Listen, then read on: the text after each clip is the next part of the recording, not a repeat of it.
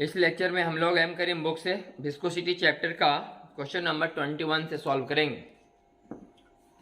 पिछले लेक्चर में हम लोगों ने 20 तक का क्वेश्चन सॉल्व करके रखा था। आज देखिए क्वेश्चन नंबर 21 से कह रहा है टैंक कंटेन्स वाटर। एक टैंक है जिसमें वाटर भरा हुआ है और इसका हाइट h है। There is very narrow hole at the depth h below the level of the water in the tank। जहां पर पानी का लेवल है उससे h नीचे स्मॉल h एक होल कर दिया गया है। At what distance the stream of water coming out from the orifice in the wall will strike the floor। कि कहां जाकर फ्लोर पर गिरेगा, मतलब आपको बताना है रेंज। आपको बताना है रेंज। तो ई दूरी हो गया h माइनस एच, यहाँ वेलोसिटी होगा √2gh। तो रेंज बराबर हो जाएगा √2gh मतलब u और √2h बटा g। h की जगह h माइनस एच और बाई g। जब इसको मल्टीप्लाई करेंगे तो रेंज का हमारा आंसर आएगा, g से g कट जाएगा और 2 बाहर चला आएगा √h into h minus H. ये हमारा range 2√h into h minus H. करेंगे प्रॉब्लम 22 नंबर सवाल इसी से। At what depth the hole should be so that the stream of the water coming out from it may strike the floor at maximum distance। कह रहा है कि r का मान जो है मैक्सिमम कब होगा। अब r का मान जो मैक्सिमम कब होगा, जब अंदर वाला जो h माइनस एच स्क्वायर है इटर मैक्सिमम होगा। इसका वैल्यू मैक्सिमम कब होगा, जब रूट के अंदर वाले टर्म मैक्सिमम होंगे। h minus H square equal maximum. तो किसी भी फंक्शन के मैक्सिमम मिनिमम वैल्यू निकालने के उसको डिफरेंशिएशन करेंगे हम लोग। तो h का h और h स्क्वायर का 2h इक्वल टू 0। तो h बराबर आएगा h/2। ये क्वेश्चन नंबर 22 का आंसर हुआ। क्वेश्चन नंबर 23 में कह रहा है कि in the problem calculate the maximum distance from the tank where the stream of the water is will strike the floor. ये तो कंडीशन निकला कि अगर h का मान h/2 होगा तो मैक्सिमम दूरी होगा, रेंज मैक्सिमम होगा। बताओ कि मैक्सिमम रेंज कितना होगा। तो 23 में लिखा है कि मैक्सिमम रेंज का मान कितना होगा। तो जहां h है वहां h/2 पुट करो, तो 2√h/2 और फिर h/2 मतलब 2h/2 बराबर h। तो क्वेश्चन नंबर 23 का आंसर हो गया। तो सब एक ही सवाल था, 21, 22 और 23। अब नेक्स्ट आते हैं क्वेश्चन नंबर 24 में।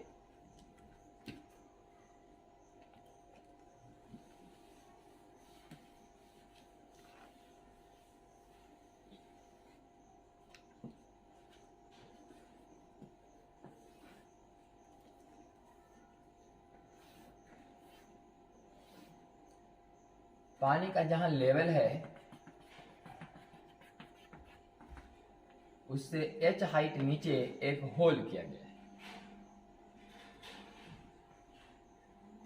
और एक होल किया गया है, पूरा हाइट h बताया गया है।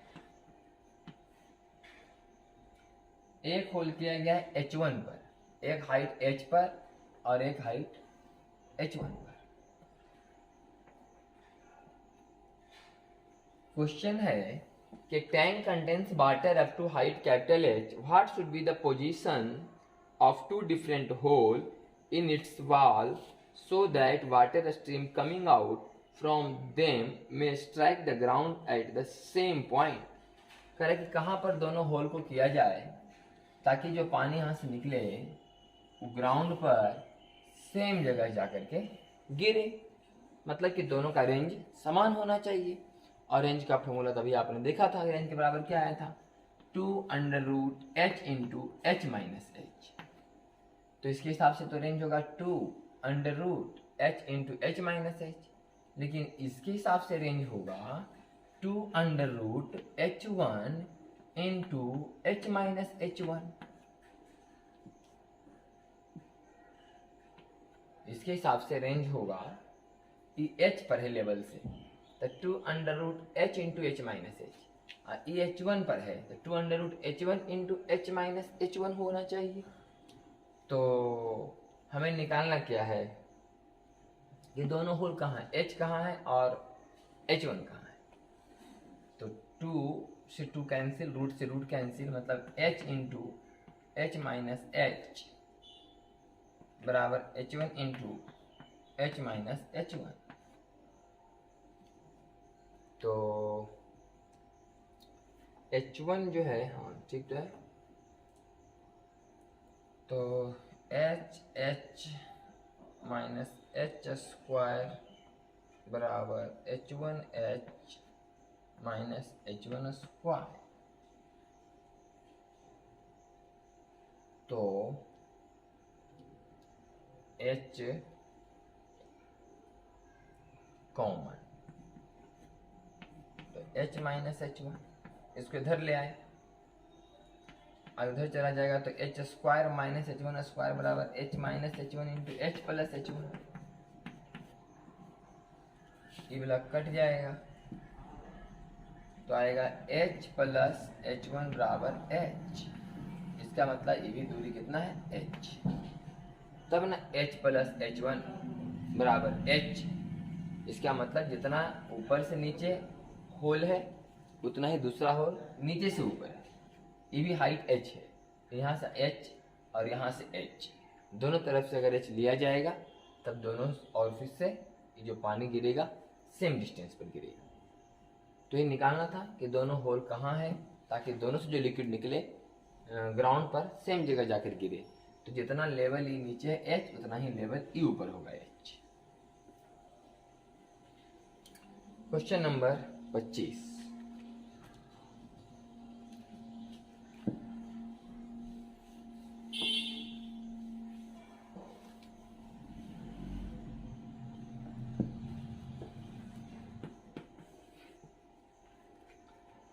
There are two narrow holes in a ball of vessel filled with water at a distance of 50 centimeter.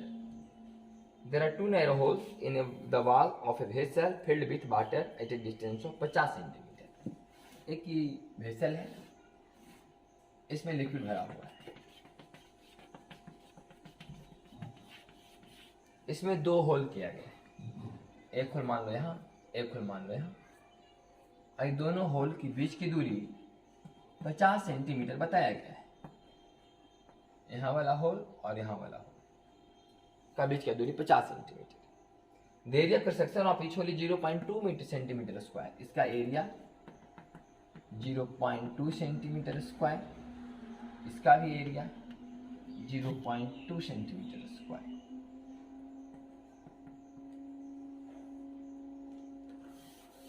Area दोनों का है 0.2 सेंटीमीटर।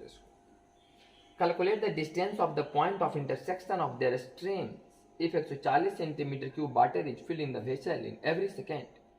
140 सेंटीमीटर क्यूब पर सेकेंड वाटर इसमें डाला जा रहा है। 140 सेंटीमीटर क्यूब पर सेकेंड वाटर इसमें डाला जा रहा है मेंटेनेंस रखने के लिए। नहीं तो फिर पानी का लेवल मेंटेनेंस नहीं रहेगा तो इसका वेलोसिटी कुछ और हो जाएगा, इसका वेलोसिटी कुछ और हो जाएगा। तो जहां अभी दोनों मान लिया कि पानी से गिर रहा है, तो कहीं तो जाकर दोनों आपस में इंटरसेक्ट करते होंगे। तो मान लो कि यहाँ पर आकर दोनों इंटरसेक्ट किया। ग्राउंड कहीं और है, ग्राउंड कहीं और है, ग्राउंड कहीं और है, इंटरसेक्ट कहाँ करना उसका बात है। मान लीजिए यहाँ पर इंटरसेक्ट किया, ये पानी यहाँ गिरेगा, ऐसे ग्राउंड पर गिरेगा, हाँ ग्राउंड पर, लेकिन इंटरसेक्ट यहाँ कर रहा है। तो हमें निकालना है कि calculate the distance of the point of intersection of their stream. यही तो डिस्टेंस निकालना है हम लोग, कितना दूर पर ही पानी आपस में इंटरसेक्ट कर रहा है। अब देखिए, जहाँ अगर यहाँ पर पानी का लेवल सेम रहेगा तभी तो दोनों वेलोसिटी हमेशा सेम रहेंगे और यहीं इंटरसेक्ट करते हुए नजर आएंगे। तो उसको मेंटेनेंस करने के लिए 140 सेंटीमीटर क्यूब पर सेकेंड पानी ऊपर से डाला जा रहा होगा। ये हम लोग खुद समझ लें कि जितना पानी यहाँ से निकल रहा होगा उतना ही वहाँ से डाला जा रहा होगा, ताकि लेवल मेंटेन रहे, ताकि वेलोसिटीज का जितना वो फिक्स रहे, वेलोसिटी जितना वो फिक्स रहे, तब यहीं पर हमेशा इंटरसेक्शन होगा। अगर लेवल ऊपर नीचे हो तो इंटरसेक्शन यहाँ और कभी और कहीं हो जाएगा, तो फिर कैसे निकलेगा एक्स का मान। तो देखिए यहाँ पर वेलोसिटी कितना होगा, अगर मान लो कि यहाँ से हाइट h है तो यहाँ वेलोसिटी होगा √2gh। तो एरिया अब गुने अंडर रूट 2GH, अब प्लस फिर से एरिया यहाँ वाला और under root 2G 50 plus H, यहाँ से 50 प्लस H, ये लेवल 50 प्लस H पर है। अब दोनों के जोड़ के आना चाहिए 140। क्वेश्चन करा ये भी क्या है, डिस्चार्ज है। इससे निकलने वाले पानी की मात्रा पर सेकेंड ई वाला एरिया इंटू वेलोसिटी, इससे निकलने वाले पानी की मात्रा पर सेकेंड ई वाला एरिया इंटू वेलोसिटी, अब बराबर 140। जब इसका पूरा सॉल्व कीजिएगा तो आएगा h बराबर 40, h बराबर 40 आएगा। 0.2 यहाँ से कॉमन लेकर के उधर भेज दीजिएगा, फिर अंडर रूट 2G यहाँ से भी कॉमन ले सकते हैं और उधर भेज दीजिएगा तो आएगा under root H plus under root 50 plus H बराबर कुछ 15 कुछ आसपास आएगा। हम लोग किए हैं और वहाँ से आप H का मान दोनों तरफ बर करके 2 बार बर कीजिएगा तो आंसर आ जाएगा। थोड़ा सा लंबा कैलकुलेशन है और यहाँ से H का मान आपका 40 आएगा। तो एक 40 पर हो गया, एक हो गया 50, 40 90 पर हो गया। चलिए ठीक है, 40 पर एक 90 पर। अब इसका मतलब ये दोनों पॉइंट अब समझिएगा, चूंकि ये दोनों ही जाकर अब कट रहे हैं तो इसका मतलब यहाँ से भी 40 से होगा। बोले ई कैसे? अब अभी हम लोग इसके जस्ट पहले सवाल में पढ़े थे कि दोनों ग्राउंड पर जाकर, यही मान लो ग्राउंड है, मान लो ग्राउंड नहीं, यहीं तक कंटेनर, इधर में कंटेनर यहीं तक है मान लो, तो इस लेवल से इधर भी ऊंचाई है, इस लेवल से इधर दोनों बराबर होना चाहिए कि नहीं। तो इसका मान 40 है तो ये मान 40 होगा, 40 पर हो गया।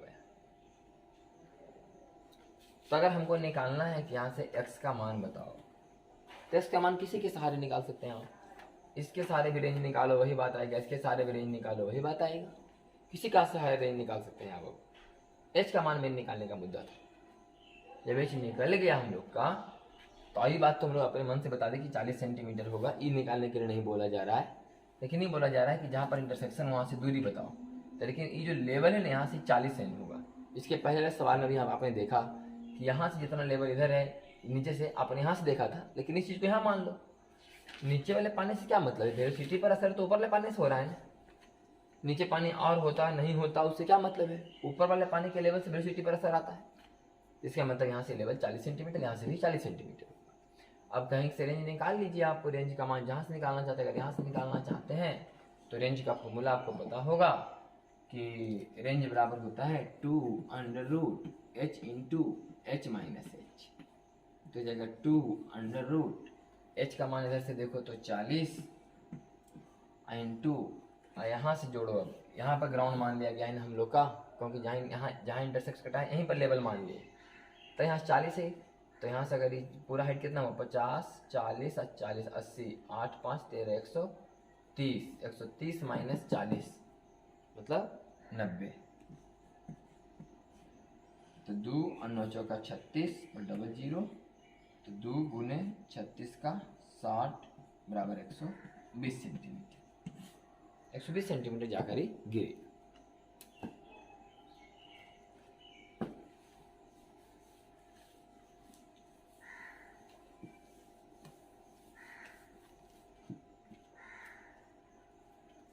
Question number 26.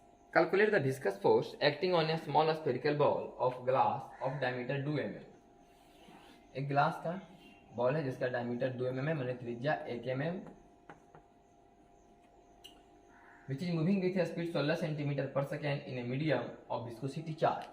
ये किसी मीडियम में नीचे की तरफ जा रहा है 16 सेंटीमीटर पर सेकेंड से, और जिसमें जा रहा है उसका कोफिशिएंट ऑफ विस्कोसिटी का मान 4 पॉइंट है।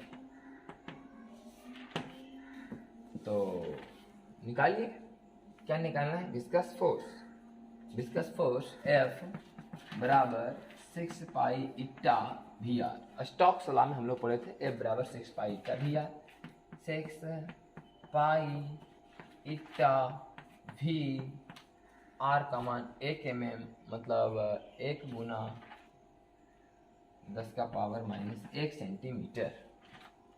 तो आ जाएगा सब डाइन में, तो 120.68 देख लेते हैं कितना आएगा, बटा 10 हो जाएगा ये, तो 0.3 समझो, कर ही लेते हैं इसको मल्टीप्लिकेशन, हो जाएगा एक तरह से कितना 6 गुने 0.314 गुने 16 चौका 64, तो 64 गुने 6, या इसको मल्टीप्लाई कर लेते हैं। 6 गुना 0.314 को, 6 चौका 24 का 4, बाकी बचे 2, 6 और 2 8 और 6 18, तो 6 चौका 24 के 4, बाकी बचा 2, तो 6 और 2 8, 6 18, तीनों के बाद दशमलव, 6 गुना 0.314 समान 1.884 गुने 64 बराबर 64 गुने 1.9 लिख लो।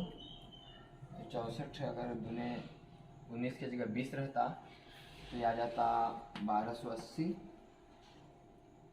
और एक घन के बाद दशमलव 64 गुने, अच्छा, और इसमें 64 घट जाएगा क्योंकि 19 ही, तो 6 4 10, 1 8 2 और 1 121.6 के आसपास आ रहा है।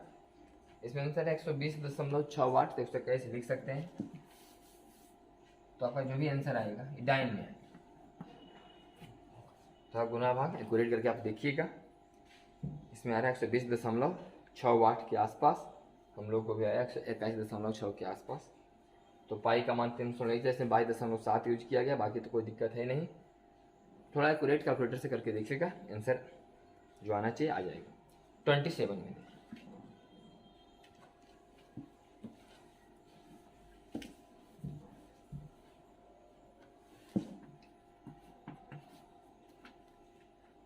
करा है air bubble of radius 3.5 mm, हवा का बुलबुला जिसका रेडियस 3.5 mm है, राइज इन लिक्विड, एक लिक्विड में राइज कर रहा है जिसका density 1. Rise in liquid of density 1.8 gram per cc at a constant speed 2.5 centimetre per second.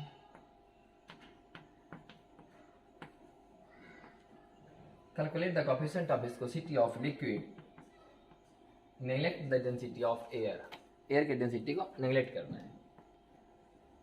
तो चूंकि एयर का डेंसिटी जब नेगलेक्ट करना है, क्योंकि इसके डेंसिटी से इसका डेंसिटी कम है तो ऊपर उठ रहा है, अगर इसके डेंसिटी से इसका डेंसिटी ज़्यादा होता तो ये नीचे आता। स्टोक्स लॉ क्या कहता है कि जो जितना वेलोसिटी से नीचे आता है v बराबर क्या होता है, 2r² rho minus sigma into जी बट्टा 9 इक्टा। 2r² rho minus sigma into जी, 2r² rho minus sigma into जी बट्टा 9 इक्टा। हमें यहाँ से इक्टा का मान निकालना है। तो इक्टा का मान यहाँ से निकालना है, तो इक्टा बराबर क्या हो जाएगा, इक्टा बराबर हो जाएगा 2r² rho minus sigma into जी बट्टा 9, 2r² rho minus sigma into जी बटा 2r² rho minus sigma into जी बटा 9। तो रो किसको मानते थे और सिग्मा किसको मानते थे, थोड़ा सा देख लेते हैं। रो था डेंसिटी ऑफ बॉडी, रो इसको बोला गया है, और सिग्मा बोला गया है किसको, डेंसिटी ऑफ मीडियम को, जिस मीडियम में ही चल रहा है। तो सिग्मा बोला गया इसको, इसको बोला गया है रो, मीडियम का डेंसिटी जिस मीडियम में, उसमें स्टोक्स लॉ में क्या था, एक हम लोग सॉलिड स्फीयर लेते थे, तो सॉलिड स्फीयर जिस मटेरियल का बना होता था उसका डेंसिटी रो, और जिस लिक्विड में नीचे जा रहा था उसका डेंसिटी सिग्मा। तो ये हो गया 2r² rho minus sigma into जी बटे 9 इक्टा, तो 2r का स्क्वायर मतलब 3.5 mm। अब इक्टा का मान चूंकि प्राइज में दिया गया तो सीरीज में सॉल्व करेंगे, तो 3.5 mm का मतलब हो गया 3.5 इंटू 10⁻⁻1 सेंटीमीटर। ऐसा करना है स्क्वायर 2r² और रो माइनस सिग्मा, और हवा के डेंसिटी को तो नेगलेक्ट करना है, तो 0 माइनस सिग्मा बराबर -1.8 इंटू जी का मान 980 बटा 9, अभी का मान 2.5, 2.5 तो यहाँ पर कह रहा है कि -2.5 ले लीजिए वेलोसिटी को, क्योंकि जब आप स्टोक्स लॉ पढ़ रहे थे तो नीचे मैंने बैठ रहा था ना, स्टोक्स लॉ में जब पढ़ रहे थे तो स्फीयर कहाँ जा रहा था, नीचे की तरफ, तो वेलोसिटी प्लस में लिए थे, ये ऊपर की तरफ जा रहा था, वेलोसिटी ले लीजिए माइनस में। वास्तव में माइनस को कैंसिल करने के लिए हम लोग ले रहे हैं माइनस, क्योंकि कोएफिशिएंट ऑफ विस्कोसिटी का मान तो माइनस में तो नहीं होगा, तो समझ कि माइनस माइनस कैंसिल। बाकी इसको मल्टीप्लाई कर देंगे हम लोग, तो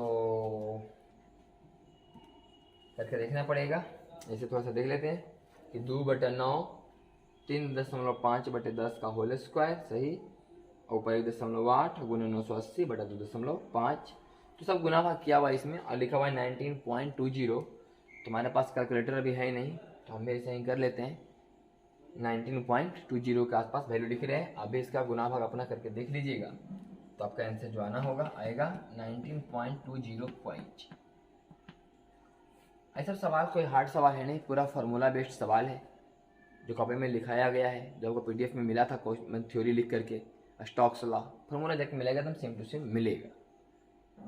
और यहाँ बात थोड़ा सा समझने वाली यह है कि यहाँ पर हम लोग वेलोसिटी जो बबल ऊपर जा रहे हैं, चूँकि हवा का डेंसिटी कम है इससे, जिस मीडियम में ये चल रहा है, तो बबल ऊपर ही जाएगा, ऊपर जाएगा वेलोसिटी निगेटिव लेंगे, क्योंकि जब हम लोग पढ़ रहे थे स्टॉक्स लॉ तो स्फीयर होता था, सॉलिड स्फीयर, वो कहाँ आ रहा था, लिक्विड के में नीचे आ रहा था, तो प्लस ले रहे थे, ऊपर जा रहा तो माइनस ले रहे हैं वेलोसिटी को। वास्तव में बताया कि कोएफिशिएंट विस्कोसिटी का मान निगेटिव तो होगा नहीं, तो इसलिए समझ की तरह से माइनस कैंसिल हो जाएगा, और जो डाटा आएगा वो आएगा आपका पॉइज में, क्योंकि सभी मात्रक हम लोग सीजीएस में कन्वर्ट कर चुके हैं।